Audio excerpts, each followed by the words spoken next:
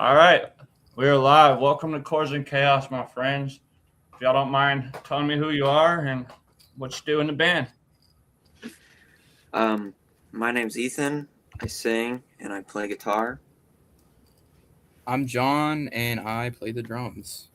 Nice to meet both of y'all, and welcome to the Chords and Chaos. I don't know if who was actually in charge of the Instagram page, but this is actually my 1 year anniversary of doing my podcast. So glad to have y'all on as my 1 year anniversary. It's pretty awesome to bring y'all on, and glad Thanks y'all for are here. having us. So, yes, sir. So let's see here. For listeners just discovering you, how do you usually describe Midsummer Motel? John has a good answer for this. I do. I guess it's like indie rock, kind of heavy, kind of dark, kind of weird, kind of dreamy. Right. Someone called us dream punk one time. I'll take that. I can kind of see that. Yeah. I feel like it's a little misleading, but I do too. Honestly, I don't. I mean, I kind of see it, but I don't. it sounds really cool. But I see more shoegaze. Yeah, for sure. I I think more think dream pop. we had the term art pop for a minute. Oh, alternative art pop. Alternative art pop. But I've never heard that in my That life. kind of To be works honest. too. yeah, I think That's if you a say new one. that to anyone, they'll think you're pretty pretentious about Yeah. Yeah, I've never heard that one, to be honest. Yeah. But then again, in 2026, we got so many damn genres and labels. It's crazy. I know. It's know. wild. So Atlanta has such a layered music history. What did growing up here and starting a band here give you that another city maybe wouldn't have gave you?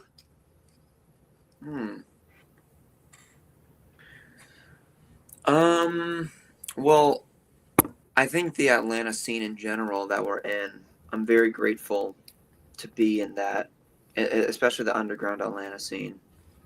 That's probably like the heart of it. Right. And I don't know, I think we've just met a lot of people in that scene that are just really cool. Yeah, I don't really know how in ways it's more unique, I would say. But I just love Atlanta in general. I feel you. You want to catch up on that, John, or not? Oh, sure. I wasn't sure if that was my invitation to talk. Yeah, I mean, yeah, totally what Ethan said. I definitely agree. I would also say just like the infrastructure we have in terms of venues, I think is really strong, and I think it's a lot. I don't want to say better, but I feel like there's a lot more opportunities here to play, kind of at any level, whether you're starting out or pretty big. I mean, obviously there's always going to be opportunities for bigger bands, but there's just a lot of options in terms of different venues to play when you're a band starting out. I agree. I mean, you got what y'all got your start at Eddie's, right? Eddie's Attic. I'd say, well, our start I would say is Peachy Corners Cafe and yeah, Peachtree Corners. Okay, those were our first gigs. Yeah, the first real venue we played though was the Masquerade. Yeah. Okay, that was the one. We're getting more into old Mask over off of Ponce, or the newer one. The newer one. Okay. Yeah. And then I do know that which one of my buddies actually, he's friends with y'all. It's Caleb Justice of Frigga 5. Of course. Which I love Caleb. Caleb's an awesome guy. He's a super nice kid. I had him on here. He actually closed out 2025 with me. So shout out to Caleb and Frigga. Shout out Caleb. They're awesome. Yeah, he is. And another band that I haven't talked to, but they're in the Atlanta scene. They're very good, in my opinion. Is Pinto Sunshine. Yeah, they are great. I feel like those guys are really good. Another good one. They're not so much y'all scene, but they're blowing up a lot. Silly Goose, of course. I mean, yeah. And then who else? Who else we got from the city that's really good? We got Wayuka and Estrella. Yes. Jaguar Glass. Oh, I was about to say them. Jaguar Glass, yes. Yeah. Really what's cool. the other one that I knew of? Jaguar Glass. A kid I went to high school with, he's if you know Quinn Brophy, he's the drummer for this band, and I cannot think of what they're called now. Bad Guru. I've seen that name. Have you heard of them? Mm-hmm. Yeah, I know Quinn. I went to high school with him, so shout out Bad Guru. And yes, to the people in the comment section, this is live, you guys. Welcome and thank you for coming in. Some people are asking some stupid questions. I don't know if you can see them.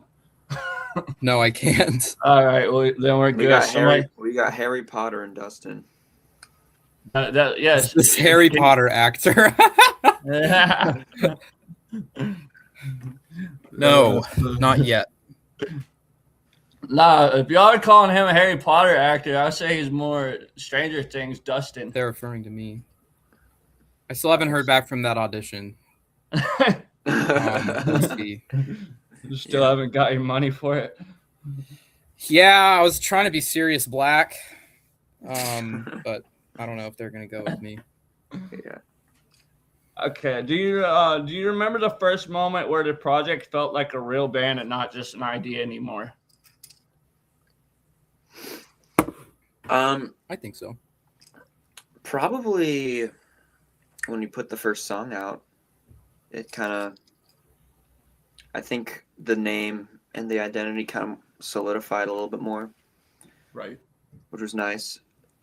And I feel like from there we just had a clear vision on who we're supposed to be, because for a minute you're just kind of imitating as many people as you can until you kind of get a hold on who you're supposed to be.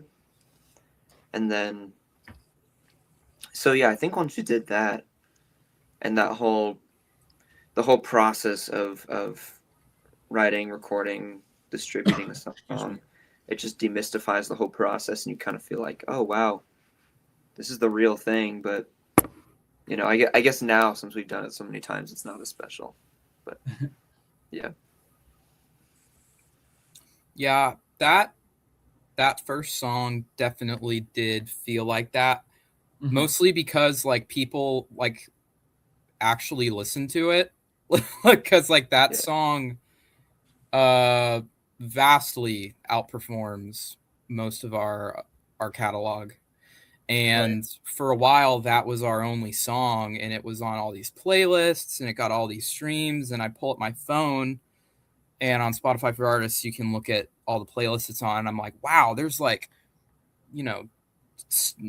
not hundreds, but maybe there's a lot of playlists that it's just on. And seeing that number get up, grow and grow and grow and grow, and get to tens of thousands of streams. For our first release, that was really cool. And then that song was on an EP that we put out that next year, probably, or the end of that year. And we did an EP release show. And that a lot of people came to that and knew the songs.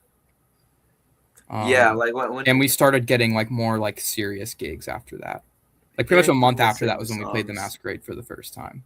Ooh. That Masquerade show, especially, just hearing people sing the songs was another really cool moment. Yeah. And you just did one at Georgia Tech, correct? Recently? I did. You did. Because John unfortunately came down with the flu. Yeah, that's what that's why we had to reschedule. I do remember that. Struck down by the flu monster. Yeah. My nephew just got that. The one that goes to UGA? Oh no, my his little brother. Oh, okay. Had it. Because it's going around at UGA. I bet. But I've heard about it at UGA right now. I mean, it's going around everywhere, you know.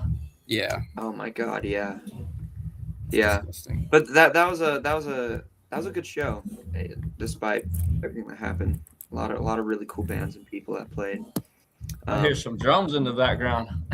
Sorry, I didn't know if you would hear it or not. That's my roommate's band. I'll mute when I'm not talking, so you don't have. No, you're good. You don't have to do listen that, man. To that. No, you're good. You're good. You're perfectly fine. You're a college kid, man. It happens. You gotta do what you gotta do. Let's see. Yeah. So, how did the band originally come together, and what was the shared vision early on? You got it, John.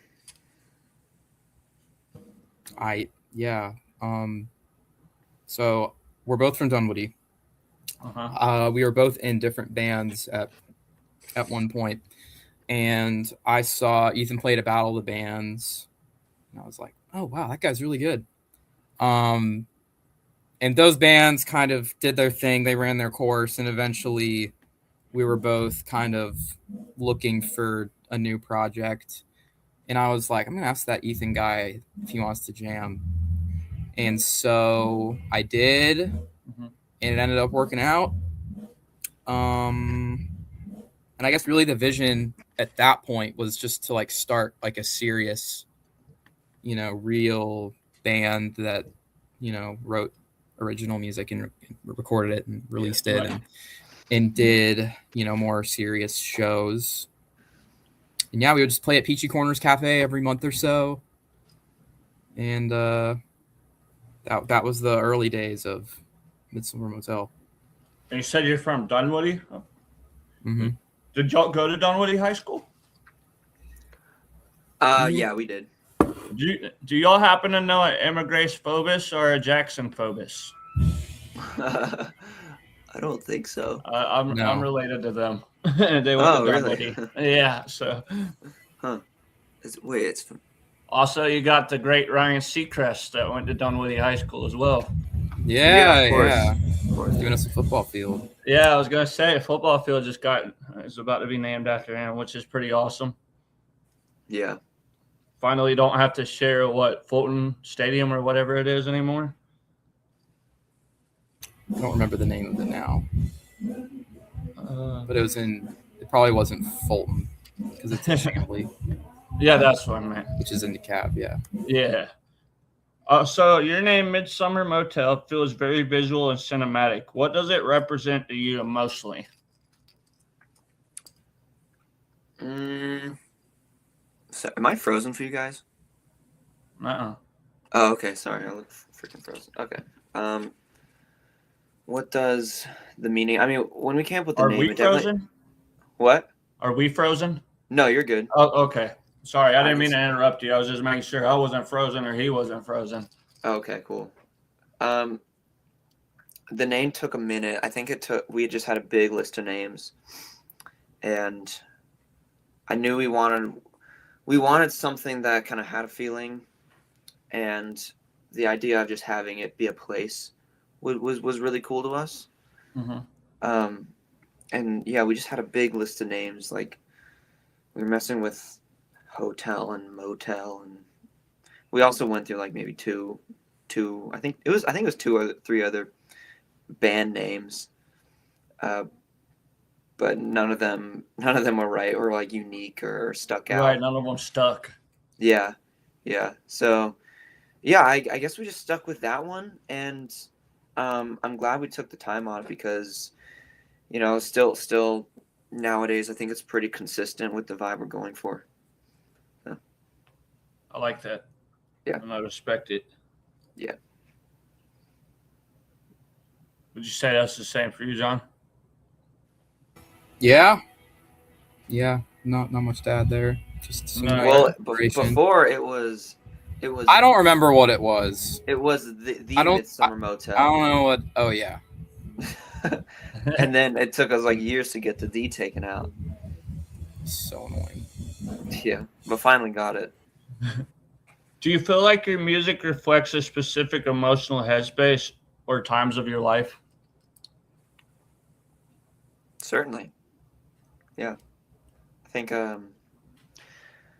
especially I'd say that our latest album reflects mostly on I guess like the our current time in our life, just kind of I guess reflecting on growing up, themes of fear for the future, and also dwelling on things from the past and living with just a bunch of change, So I think we Right. both kind of have this theme of escapism from that, because the whole album we have this whole have this whole story and kind of lore thing where basically these characters escape to this place that's kind of like a shrine or the vernal pool. It's like a lake, or kind of it's just this make believe place, but we kind of use that as like the theme for escapism. It's like a dreamlike quality. Somebody, the reason I just laughed is somebody actually just said in the comment section, "Is that Dustin?" Oh my god, dude. Yes, I'm Dustin from Stranger Things. Yes, it is. He's in Midsummer Motel in Atlanta as well. Y'all didn't know this, but now you do. I'm using John's computer, so John. my name's John. Yeah, we don't know who John is. Matarazzo. That's a perfect marketing. I'm actually Gaten Matarazzo. Yes. Yeah, we don't know who this John guy is. He just put a random name in there. Yeah. I thought of the stupidest name imaginable. Just put it there. So when a song starts, what usually comes first? It goes lyrics, mood, melody, or the noise? I guess we'll trade off, John. It's probably a melody thing, I would say. I don't think we've ever really been in a situation where we have like a lyric that we're super stoked about and that we really want to like put to music. So yeah, it's mostly can you hear the band rehearsing? Is it like really You're good, bro. You're good. Yeah, it's definitely like a melody structure thing most of the time, I would say. I like that. Yeah. Definitely never start. I feel like when you say, let's start with the chords, that's a recipe for just not making a good song. I think John's right. It's always the melody or kind of aesthetic or theme for the song, Right. Yeah. I feel like if you have a great melody, then the lyrics can all come together. Right. Of course. I mean, that's where the character is. Right. Because I mean, you could take like you give the same song to like a bunch of different artists. They're all going to sing it differently. I agree. It's all going to be unique in their own way, in my opinion. So is there a song that was mostly hard to finish, but it was necessary that you wrote it? Oh my god, dude. We have this song called Helmont County Search Party. Uh-huh. And that song was really difficult for us to make, because that opening up the album, we needed to set the stage to tell the story that we needed. And I just remember there was maybe I think it was a year that we were just sending back and forth, because we had it done. We were like, no, this isn't it. We just kept going back and forth, and we'd be like, oh, it doesn't sound good, and you say it. Oh, but I'm not saying what I want to say. So we had to find a really good in between with all of that. And I think we did it the best way we can with the way it is now. So yeah, I'd say the first track off the album is like by far the hardest one, lyric wise, for us to finish. I like that track, Beat the Horse. Oh yeah. That one's really good. I really like that one.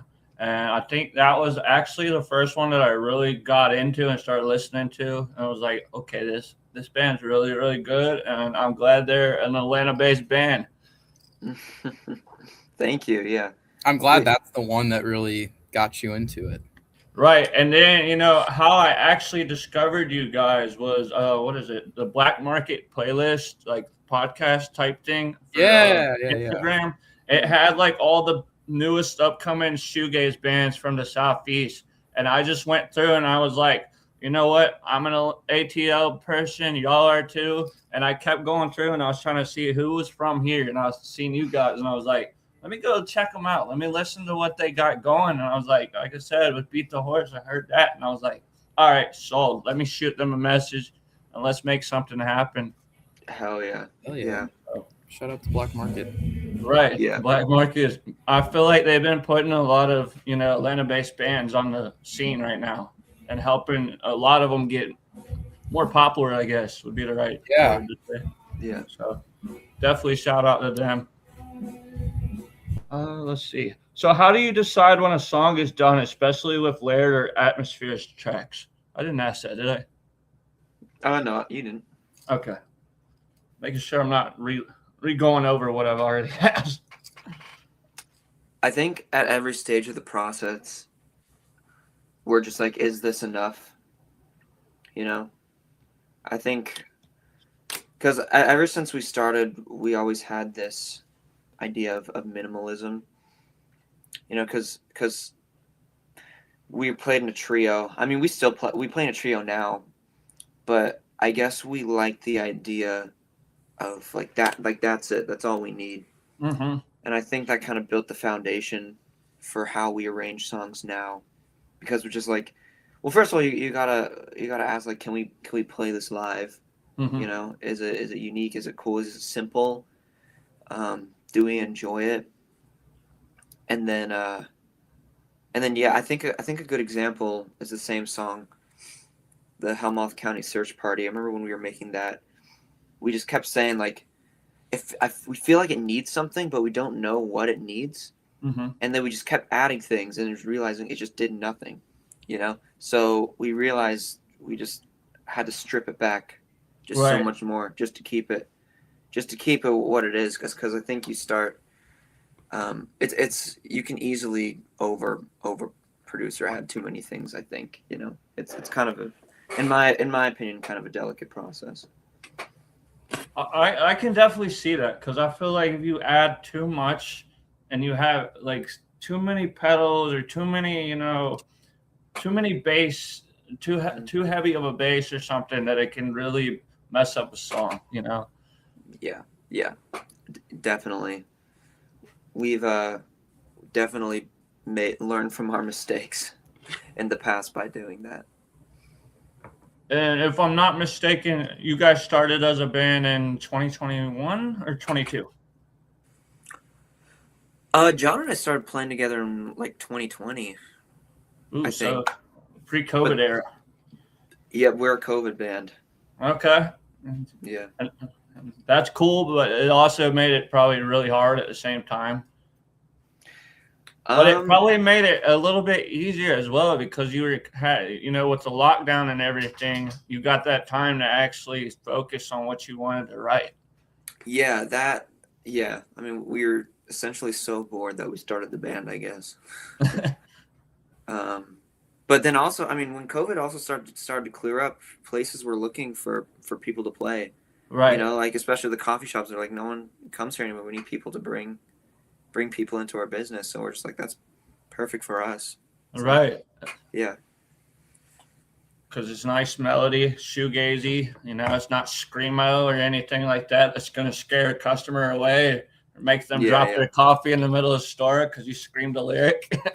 Oh my gosh. Yeah, I mean, we've definitely irritated some people. They'll get over it. Yeah. So let's see. Would you like to add to that, John, or did he go over pretty much everything there? Yeah. All righty. We'll move forward with questions. Let's see. What did recording your recent material teach you about yourselves as a band? I guess for this, we can start with John, if that's okay.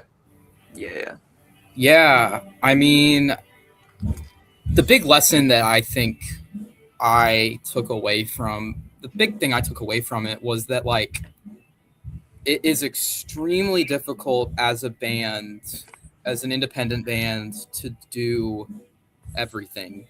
Mm-hmm. Like, when we were finishing the album, it was like recording the album, you know, figuring out promotional material, booking shows, doing all this stuff at once.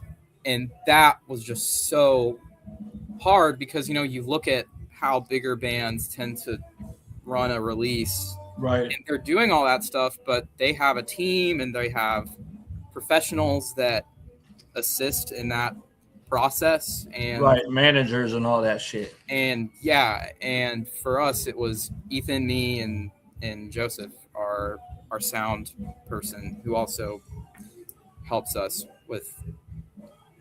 I'm so sorry, this rehearsal is so loud, but you're good, man. But yeah, like, to me that was the thing of just like, it's just really important to, like, whatever your main focus is at the time, like, kind of eliminate everything else that you think you should be doing and, like, just focus on that thing. And there's a time for your focus to shift to other things, but it's just like doing that all at once is really, really hard, and maybe not as effective as you would think, or the payoff just maybe isn't as good as you would want. Right. So not so much a recording question, just that's more, or recording centric answer, but that was the biggest thing I learned from it. I like that. All right, Ethan, what you got? What we learned. I think we definitely learned a lot, just like on a small scale, like recording, because, you know, we were bouncing between I guess, like, I think it was three different studios, and then a lot of it just in John's basement. But, you know, moving around, I guess this project was, a big goal of it was to just learn as much as we can. Mm-hmm. So, you know, there's things like recording so that it fits into the mix, you know, because we've done that before, but we haven't spent like an hour like dialing it into to that extent, you know. And I'm really glad that, I guess, I for one was able to learn a lot from that, and I'm happy because a lot of those I recorded myself, and I didn't think I'd be able to do that, to be honest, because watching people like Joseph Price, I'd say he's a band member, but he's been with us since like 2020. Uh-huh. But he's like our producer, sound engineer, and like watching people like him do it, you just think, oh wow, it's like magical how they make that happen. Mm-hmm. You know. But I guess once you get so immersed in it, you just impress yourself because you're just like, oh wow, did I really just do this myself? Right? Did I do that? Yeah. So it's so yeah, I guess there's just a lot of, especially on the technical recording side, that I think we learned. I like both of y'all's answers really well there. That's awesome. Yeah. And it's definitely pretty cool. I feel like when you make it yourself, you know, and you look back at it and you're like, damn, I made that? And you're like, hell yeah, I made that. And it kind of, I feel like when you probably play y'all songs back and you're listening to it, you know, both of you're probably listening to it and you're like, damn, we really did this shit, you know? Yeah. It's a combination of like, we love it, but there's also so many things we change. But you also have to come to terms that even if it was the most perfect thing ever, you would still find something wrong with it, you know? I feel like you'll always do that, you know, just as it's human nature. Mm-hmm. Exactly. How do you avoid over polishing when atmosphere is such a big part of your sound? How do we avoid over polishing? Well, I think, or John, do you want to answer? Do you have an answer for this? I'm kind of rambling off the top of my head. I can't really think of anything. Yeah, off the top of my head, I wouldn't say like over polishing, or I wouldn't say we really think about those terms a lot. I guess Right. polishing or over polishing. I guess that's kind of a mixing thing. Mm-hmm. Like there are definitely songs where we wanted certain rhythms and certain patterns and certain melodies to have a certain amount of clarity. Right. That that you can lose when you're going for a big atmospheric sound. But really, at the end of the day, when you want those kinds of things to still pop and still have atmosphere, like there's really just like a little bit of work that has to be done with certain frequencies. Like Flies, for example, like has like really big, really heavy guitars as like the main like driving thing in the song. Right. And like my crash cymbal, which I'm just wailing on in that song, was kind of getting in the way. So all that we did to add that clarity and polish it was just EQ the cymbal a little bit, so that you can still hear it. Like you can still hear that it's there, but it's not clashing with the guitars as much. Right. So yeah, I guess that's the answer. It's just like polishing things just enough. I got you. Do you prefer the chaos of the demo versions or the clarity of the final mixes? Oh my god. Demoitis is definitely something like we suffered with. What'd you say, John? I like the chaos. Yeah. See, that's what makes a band cool. When one person kind of likes the chiller side, but one person likes the chaos of it. I feel like that's what makes a band come together, really. Yeah, there's. I'm gonna tell I always tell the story when someone asks a question about do you like the demos or the final polished version more. When we were recording Romantasy, that song came together in like a morning, and I just recorded like a really quick demo, and I something was with the guitar. It was just like 2 guitar tracks, and it was like pitched down 30 cents. I don't know why. I didn't even tune it. And then we went to go record it, and it just was not the same. It wasn't the same in the normal tuning. So I had to sit there tuning all the instruments down by 30 cents because it just wasn't the same. It was just everything is just slightly down in pitch, and I don't know why, but it just made such a big difference to that song. Yeah, right. I get you. So, but yeah, all the interns that were there were just so pissed, like waiting for me to tune the 12-string guitar down by the slightest amount. Sorry, Tweed. Shout out Tweed. Kayla. Yeah.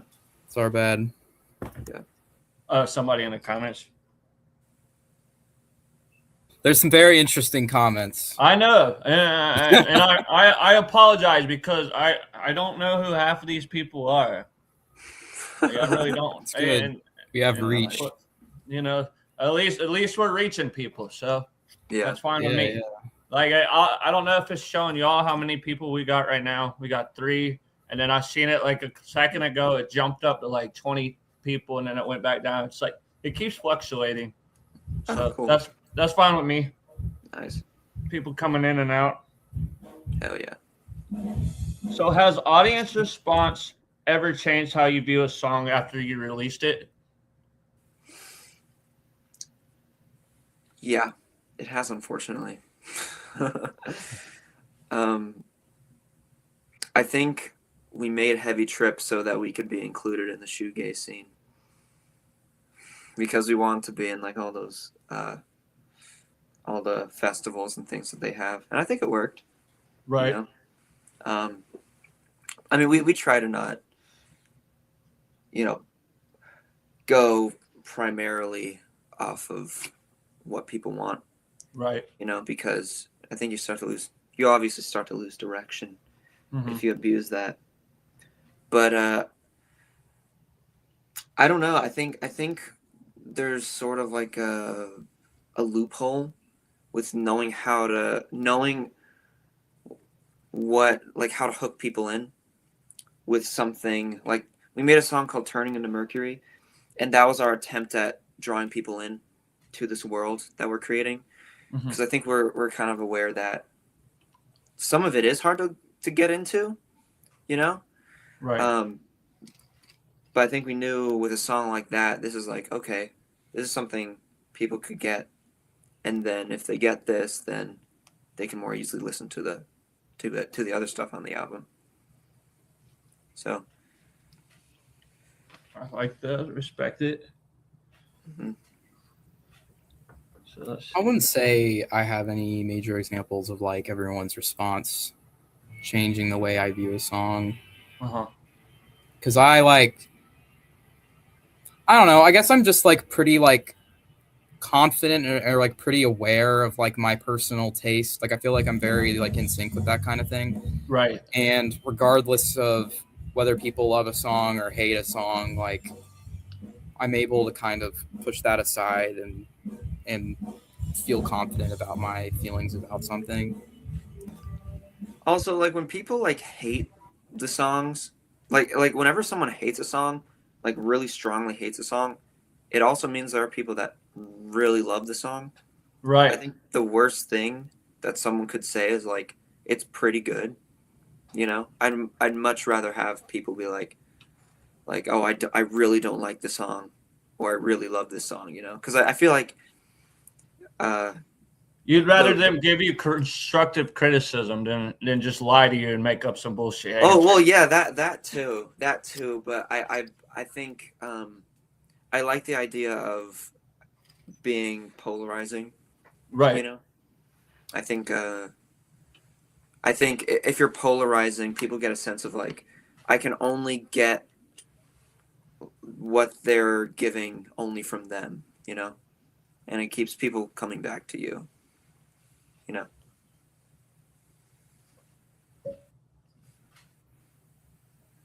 Anything added, John? Or he covered everything. All right. All righty. There we go. So let's see. How does your music translate live compared to the studio version? I would say like it's all pretty similar. I mean, it's not any more different than like, I guess most. I mean, it's not any different than like most bands' difference between their recorded and their live versions, because live is always going to bring. I mean, unless you really have your live sound dialed in, it's going to sound different. Like, excuse me, like Garbage plays with like electronic drums, and there's tons of like sound isolation right live, because Butch Vig is all like, well, it's got to sound exactly like the recording, which is certainly its own thing. But yeah, I mean, I wouldn't say we have like a super like burning desire to get it like exactly the same, but it's it's live. It's it's obviously a little bit louder, right, and it's got more of like a raw thing to it, whereas the recordings are definitely more like polished in nature, I guess. But yeah, like Ethan said, like making sure something every time we make a song, like we want to make sure that we can like convincingly pull it off live. Right. So, and we have like backing tracks nowadays that add in some of the elements that we can't get between the three of us on stage. But it's not like we go in when we make the backing tracks and just get every single track that we can't play and put it on there. It's usually some kind of combination of a bunch of different sounds or one of the sounds. that we can't play, rather than just going for an exact copy. Like that. I like that. Let's see. Do you approach live shows emotionally or technically? I think you gotta have a little bit of both. Yeah. I think technically all the way up to the point where till you're on stage actually performing, you know? Because I mean, I guess sometimes you forget that, you know, this is like our job, you know? Right. You know, you can't, I don't know, I'm not gonna clear our beer tab before we go on stage or anything like that. You know, I mean, I'm sure I play great, but I mean, you know, I'm like gonna pass out and not load out or anything. Right. Yeah, I think we definitely know how to intertwine both of those. That's awesome. Yeah.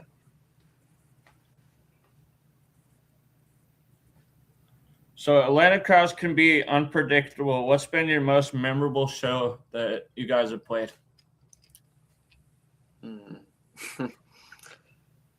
Probably. I mean, there's definitely a lot, but the one that immediately came to mind was it Charleston, or was it Savannah?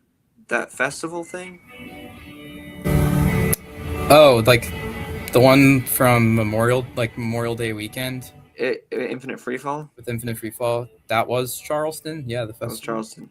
Yeah, that was pretty memorable. That was pretty, yeah. Basically. Charleston's beautiful too, so it was very beautiful. We played this tour with Infinite Freefall, and this last day we pulled up. It was pouring rain. It was like the third day of like, it was like this Woodstock style, you know, right. Like in the woods, like art kind of festival things. And we pull up, and there's like a wedding going on. We pull up like right in front of the wedding, in this like giant van. Yeah, it was huge giant van. Gray van in the middle of the woods. And I was like, I thought this was like going up next to this wedding. We thought it was the stage where we like load in, but we pulled up, like, you know, everyone was looking at us like, oh shit, this is a wedding. And then we found the actual stage, and everything was soaked. All the iPad and monitors and the kit, everything was soaked. And we were supposed to go on like 20 minutes, and this guy with like mud up to his knees comes up to us, and he's like, all right, I'm going to be ready in like an hour. And so we leave, and then we come back, and John's losing his shit at this point. I would have too. I would have been like, yo, we're here, and you want us to wait an hour? Like, yeah. And then we come back, and then he's still, you know, not ready. So we ended up just jamming with the bass player from Infinite Freefall for like maybe 30 minutes, and some people watched. And yeah, that was just very, very memorable, because usually at those festivals on the last day, everyone is pretty out of it, you know? So now, what would have been even better, in my personal opinion, is if you had to just walk down the aisle while these people were getting married and just start singing and strumming the guitar. Like, hey, I'm here. I mean, yeah, it's probably what they expected. I mean, I had a feeling this was just their way of getting bands to play at their wedding, right? By framing it as a festival. But that's cool. Mm-hmm. That's awesome, though. I like that. Yeah. Appropriately titled festival, Maybe Fest. Maybe Fest. It's maybe a festival. But then again, it was a wedding. Yeah. Yeah. Maybe a wedding, maybe a festival. It's very interesting. Yeah. John, what show do you think is most memorable? I mean, that was certainly the most memorable in terms of just like, it was such a uniquely strange experience. Mm-hmm. But man, I don't know. There's been a lot. I mean, like, the first time we played Masquerade was really, really special. Just because like tons of my friends were there. Right. It was our first like real gig. Right, and you can get all the homies to come out and whatnot. Yeah. So that was really fun. We got to open for Almost Monday. That was really fun. I had a great time when we played the Bond House with Slow Degrade was the touring band, and then it was Yearn from Atlanta. I was their last show in Atlanta before they moved. I've actually talked to them a couple of times. I'm trying to get them on here as well. Yeah, shout out Yearn. Yeah, Yearn's great. And we got to play the 40 watt with Wayuka. That was really cool. They're actually Yearn and the one you just named. What'd you say, Wayuka? Yeah, they were both also added to that Black Market playlist of bands from the Southeast. So I was like, yeah, they're good. They're really good. So. Yeah. Those are probably when it comes to like out of town gigs. Honestly, we had a really good show in Indianapolis at Healer DIY. Really cool DIY. Oh yeah. That was really fun. That was quite memorable. The DIY shows are always the funnest in my personal opinion. Oh my god, of course. At this level. Yeah. Nothing better. Yeah. Because people always ask me, they're like, what's the difference? What do you think's the difference in a DIY show and like already put together shit? I was like, dude, everything's not put together, and that's what makes it kind of beautiful, is it just comes together on its own, you know? Yeah, right. It's stressful. Yes. It's not fun to plan. No. Once you're there and once you're playing, it's good. Let's see. So what kind of energy do you hope people leave with after seeing you guys live?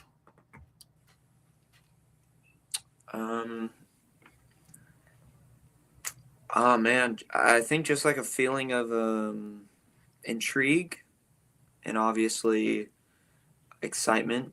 I want people to leave the show like the way I used to leave the movie when I was a kid, like watching Spider-Man and I thought I was Spider-Man. I want people to leave our shows like that. And speaking of that, do you remember as a kid, they used to have this like web blasters thing that you could get from like Walmart and Target and shit, and you'd literally go like that. Oh, like, yeah. And it would shoot it was like the silly string stuff. Yeah, I had that. Yeah.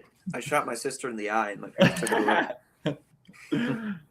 Yeah, my dad had to take that thing away because, I was sitting there in the house one day and I was just shooting everything in the house with it, covering lampshades and everything. And I was like, I'm Spider-Man. And he's like, no, the fuck you're not. Yeah. These things are so fun. But yeah, I definitely, I like that. You definitely want that type of feel. Like in the movie theater when you leave and you've seen a really good movie and you're just like, yo, that's a great feeling. It's like you don't want it to end. Exactly. Or like sometimes I watch movies and I just forget about life and I just think I'm in the movie and then it ends and I'm just like, oh God, I got to return now. Right. So, yeah, I think there's definitely the whole, I know John, he talks a lot about movie directors and kind of some of their philosophies when it comes to making things. And I think we kind of take a similar approach with our sets and our recordings.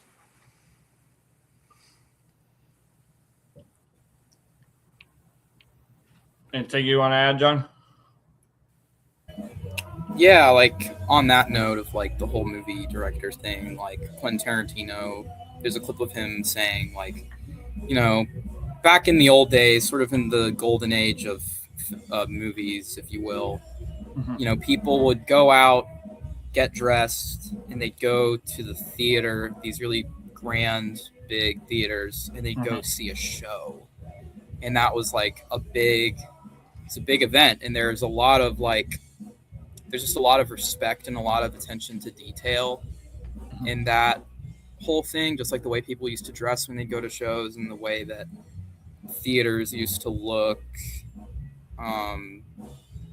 It was an environment that just had a lot of respect for the people attending and the art being presented. So yeah, like we're just always sure to make sure that it feels like a show. Like people walk away Right. feeling like they experienced like something on the same level as like maybe not like a big pop show, but you know, if you go to the Tabernacle or something, Exactly. it's a pretty big band that has like a good amount of stage production and just a good sounding set. If you I just give love the people tabby. that, The tabby is awesome. I love it. yeah. It's just like always like give people like a little bit more than what they're expecting. I guess. Right. Yeah. What I Like and for people when they first, you know, like you're saying, and I didn't mean to interrupt, but like when you first walk into the tabby, if you've never been, and you look up and you see all, you know, the balconies and shit, it kind of blows you away. Especially when you're at a good show and you look up and you see all these people on different balconies and you're like, whoa, this place is really that damn big. And, Yeah. you know, it kind of throws you back for a second. You're like, this is cool though. Yeah.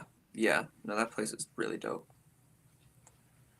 And I believe, if I'm not mistaken, wasn't it Panic at the Disco that the stage broke there? Like the stage. Seriously? Yeah, Brandon Erie was from Panic back when they were actually a band. Rest in peace, one of my favorites. But Brandon was jumping around on stage, and the damn stage collapsed on him. Like the whole band fell through the floor. Holy shit. and yeah, and I think they tried to sue the tabby for it and everything.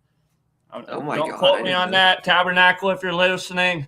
I don't know if that's true. Don't sue me or nothing. They comment. Yeah, Tabernacle right. just commented. But yeah, he fell through the damn floor, and like they canceled that show, and I think they had to go find somewhere else to play. I don't even know where they went. I want to say they went to not the Masquerade, maybe Terminal West. Oh yeah. Or maybe it was Variety Playhouse. That's a good one too. probably wasn't Terminal West because that opened like long after Panic was a band. Right. Well, this was, let's see, this would have been like right before COVID. So I want to say this was like probably 2018 or 19. 2014. It was 2014. February 7th. It's coming up. Yeah. Wow. So it would have been next week. Concert was evacuated. Or actually, it would have been this weekend of 2014. That's crazy. Wow. I did not know that. Learn something new. So looking back, what version of yourself made the music you're most proud of? I'm sorry, I got distracted from the comment. Can you repeat that question again? Nice water bottle. Where'd you get it from? Amazon. Amazon, dog. You got it from Amazon. Looking back, what version of yourself made the music you're most proud of? I like that question. Probably the really mine sad. Or the water bottle, or both? No. Your question. The water bottle ones. That's my second favorite in that sequence. I think the very sad version of ourselves is probably the maybe not the sad ones. Maybe the versions that are scared. You know. Uh-huh. I think that's like the version of myself that where unfortunately I feel like I make the best music. I don't know about John. I honestly feel like with John, like I don't think it could have happened if he wasn't the polar opposite, you know? Mm-hmm. Because I think John is always grounding me with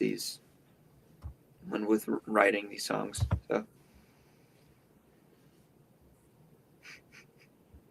Sorry, what was the question?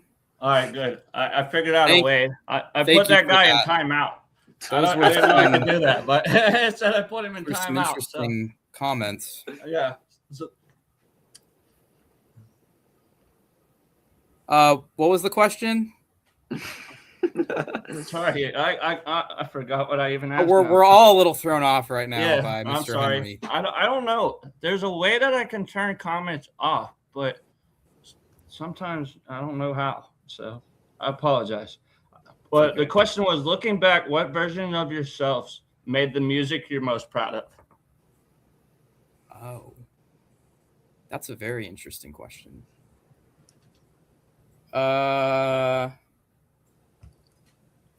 Probably the version of myself that was just like not thinking too hard. Mm-hmm. Like, yeah, I feel like, when you play music, like there's kind of a two-edged sword. It's like the longer that you play and the more knowledge that you develop and the more skills that you master or get close to mastering, like you just carry all this baggage and you just have all these just things floating around in your head whenever you play, right, or whenever you write. That's just kind of always seeping into what you do, and you're just constantly wanting to, like, you're trying to always use that knowledge and always like prove yourself in a way. And I feel like my best performances were from when I don't want to say I wasn't good, but like when I just didn't have as much to like think about. Mm-hmm. Like there's just drum parts on our first EP and whatever that I'm like, those are great parts. Like those were the right thing. Mm-hmm. And I feel like I'm more likely to look back on those favorably than like the new stuff sometimes, because I went into this new album with all these different ideas that maybe they did, maybe they didn't need to necessarily be in the final performance, but they were there anyway. Right. So yeah, I guess that's it. Simple version of myself. I like that. And like you just said, I don't know if y'all are Silverstein fans at all. I don't think so. Or if do you know who Silverstein is? I know who they are. I haven't listened to them. So good. At least you know who they are, because I was going to say they've been around for 25 years now. But the fun fact with them, and I tell a lot of people this on the podcast right here, is when they first wrote, if you've ever heard the song My Heroine, when Shane Told, the lead singer, was originally writing that, he was living somewhere in Canada, and it was the whole band. But they were like living in a little apartment, like a studio apartment. And he was living in the closet when he wrote that. And he would lock himself in the closet and just start writing. And he said he just kept writing and writing and writing. And he wrote it. And he said he got it done within like a day. And he went to bring it to the rest of the band and showed it to them. And they were like, no, absolutely not. They was like, this is terrible. It'll never work. It'll never be nothing. And he was like, you know what? F you guys. I wrote this. He's like, this is me doing me. And he's like, I'm going to keep going. Yeah. So, wow. He released it, and, now it's one of their most popular songs they've ever wrote. So it worked out in his favor. Yeah. So I think sometimes you just got to take that gamble in life, Yeah, certainly. And I got a few more questions here, and then we'll wrap it up. All right. Because I know you guys got class tomorrow and stuff like that. So let's see. So what do you think Midsummer Motel sounds like 5 years from now? Or what do you, or let me rephrase that. What would you like it to sound like in 5 years? Is there a certain goal that you're trying to reach? Yes. Oh man, I don't really know. I don't really want to know. What? Yeah, I don't think we don't really want to know. I don't want to guess. I don't want to be able to guess it. Right. Know? Yeah. Like, I hope it sounds like, somewhat like what we've been working on. I hope it sounds just like the album. Just better. Yeah, I was going to say it gets better and better. It sounds better and more unique and harder to describe. Yeah. Hopefully it's I hope it's more unique. Yeah. That's the big thing. I see a bright future for you boys. I do. I think people in the comments certainly do. Right. Yeah. Do y'all know any of these people? Because I don't. No. Not by their username. Not by their username, yeah. Unless it's some of my nephew's friends. My younger nephew is 17, so it might be some of his little buddies trolling me. Oh, okay. Nice. Let's go with that. And we'll go with that one. Let's see. So what does success look like for you beyond numbers and streams?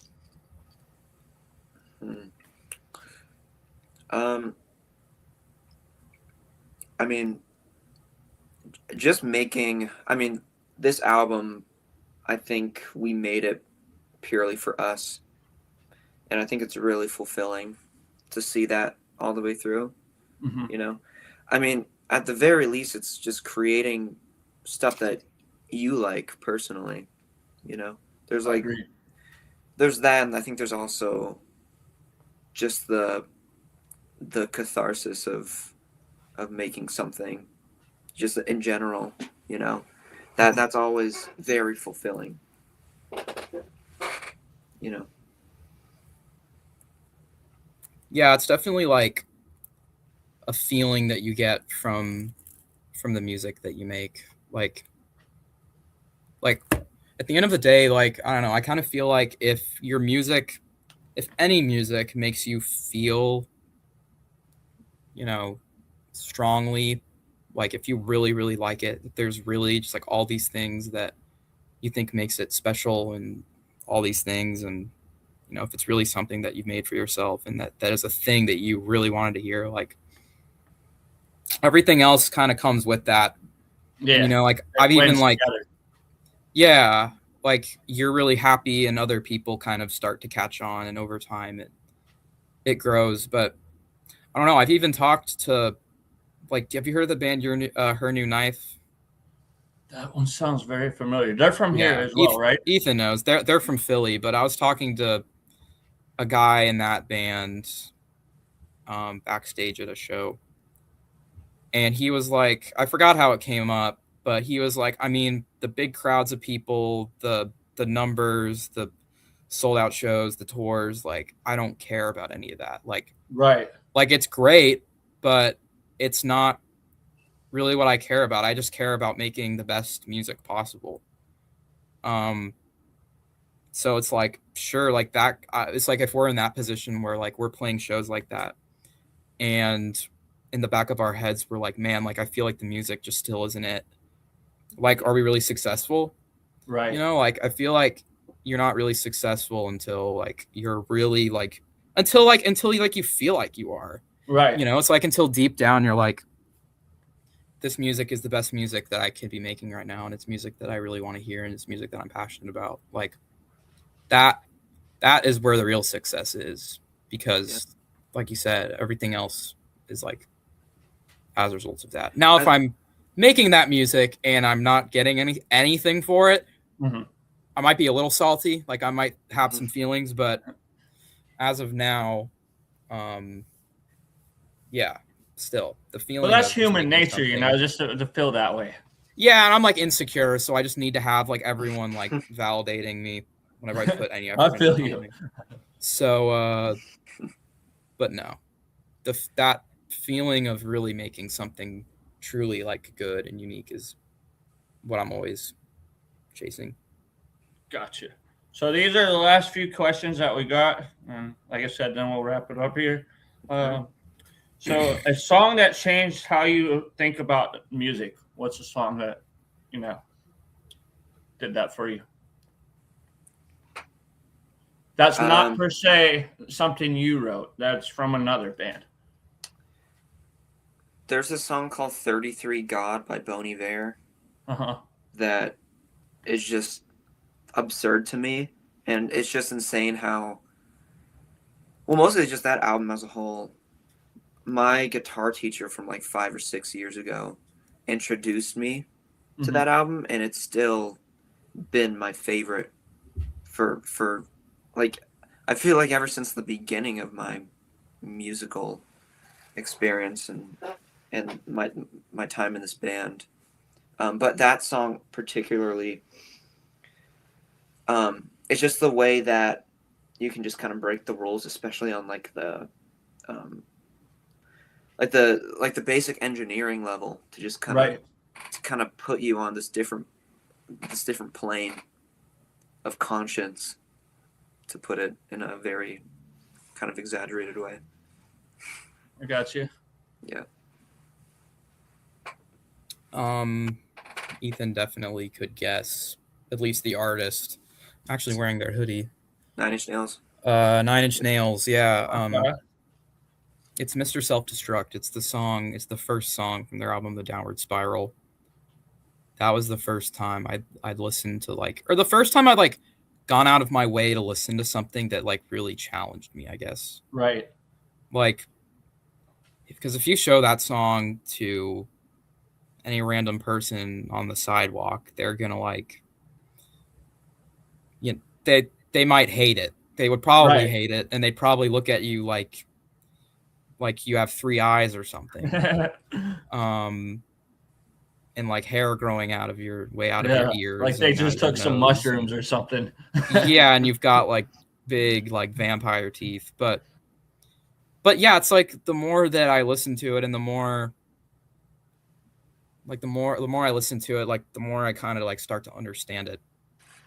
And just that kind of the shock of listening to something like that is something you can kind of get over, and something that with time that's kind of becomes a feeling that you chase. You kind of chase that feeling of finding something that you haven't really heard before, and makes you react in a different way. Yeah. So that's definitely a moment in time where I can feel my views on music changed at that point. Hearing that song and accepting it, from there, yeah, I've had a totally different relationship with music.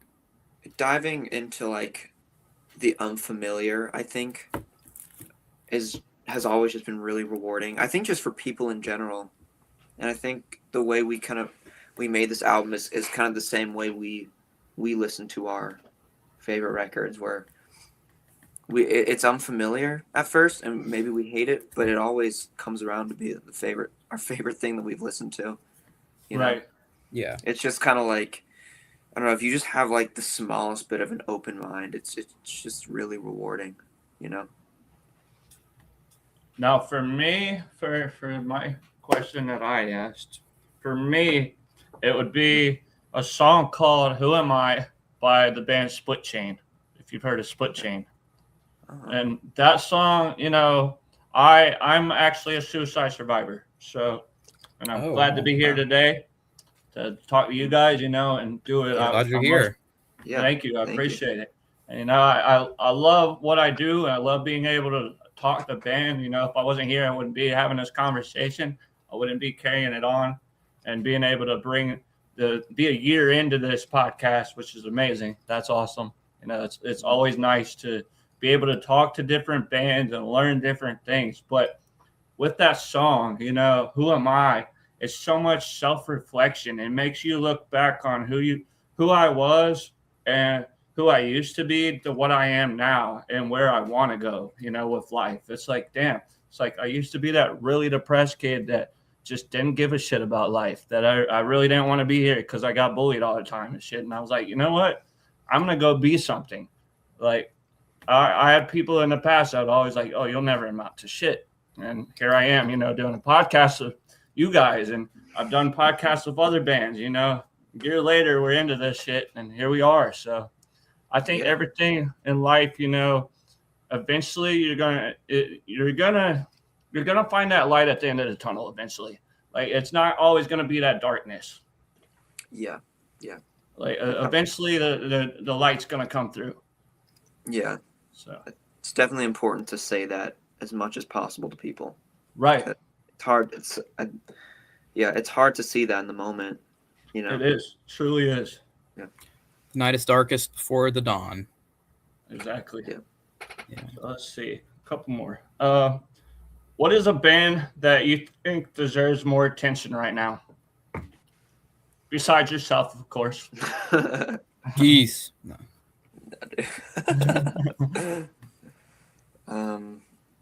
Band that deserves more attention. Brig of Five. Frigo 5. Yeah. Yeah, why the hell not? Shout out Caleb. Caleb. Oh, you know what? I'll go with Felt Face. Okay. It's, this like duo from Murfreesboro, Middle Tennessee State. It's a couple of my friends. They're like friends of my friends that are making really cool electronic music. And one of them has a solo record that I adore. And they just put out a song under this other project that's really, really good. Send me that, because I'm an EDM guy too. I love some. Yeah. Okay, yeah. It's more like please it's kind of send me vaporwave. Kind Is of it housey, or is it more melodic, or what? It's kind of, that particular song gives me like vaporwave vibes. Okay. But it's like electro pop. It's definitely more pop as opposed to like it's being more like dance. So I don't know if have you ever heard of Tape B? Nah. He's an EDM artist. He makes like it's like really super heavy bass and shit like that, but it's really cool. I actually, in 2024, I set up his meet and greet, and he had, like I was talking with the mental health thing, he was going through a crisis where he didn't want to be here for a little bit, and I messaged him personally, and I reached out to him, and I was like, hey man, I was like, I know.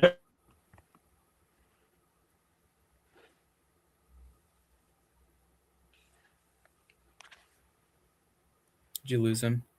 Oh yeah, I can't hear you. Yeah, Zach, we can't hear you. We lost you. Wish I could see how many people are like here. I don't know.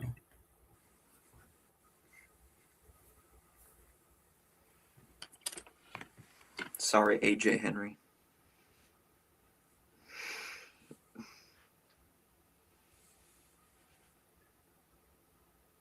Oh, I feel so bad. I feel like he was in the middle of something important.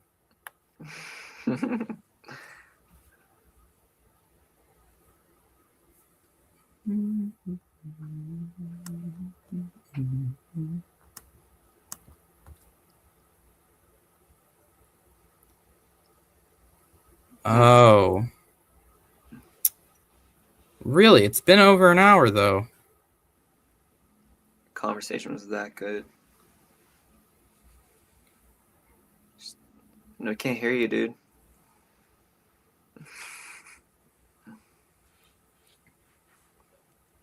Maybe we could leave and come back. No, I do not hear you. Damn. Maybe we can lip read what he's saying. Lip reading, yeah.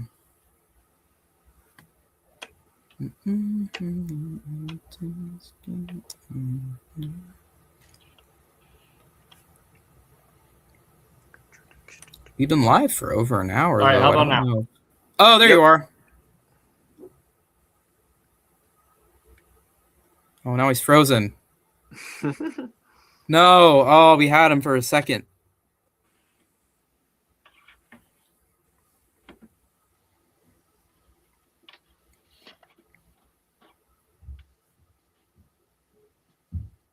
Chords and cable connection.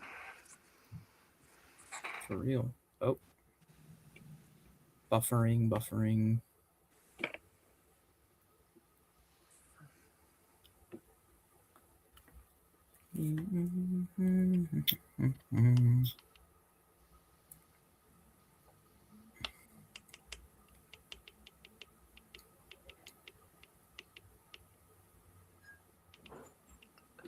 You're not frozen, but we still can't hear you. Still can't hear you.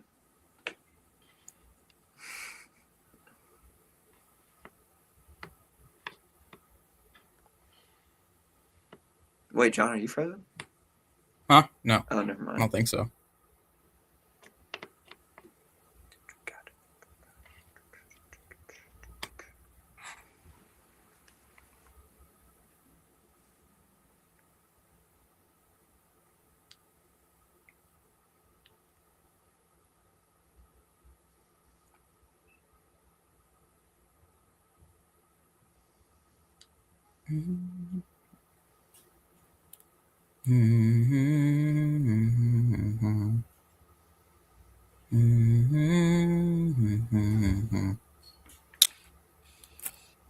Okay. All right. Yeah, I guess we'll make do with the footage we got. Yes. Thank you, Zach. You really, really good questions. Had a great time.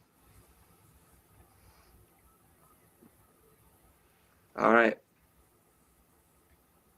We're all good? All right. Yep. See you, man. See you later. Thanks. Bye.